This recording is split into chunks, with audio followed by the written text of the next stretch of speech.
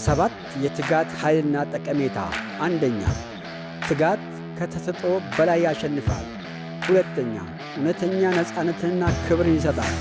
ሦስተኛ፣ ዕድሎችን በራሳችን እንድንፈጥር ያደርገናል።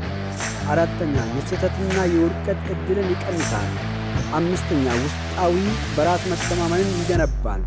ስድስተኛ፣ ዘላቂና ጠንካራ መሠረት ይጥላል። ሰባተኛ፣ ለሌሎች አርአያ እንድንሆን ያደርገናል። ስለዚህ በትጋት ጉዞአችን ከሦስት ነገሮች መጠንቀቅ ይኖርብናል። አንደኛው፣ አንድ ወሳኝ ሥራ ነገ እሠራዋለሁ ማለት ስህተት ነው። ሁለተኛ፣ ውጤት ፈጥኖ እንዲመጣ መፈለግና መጠበቅ ስህተት ነው።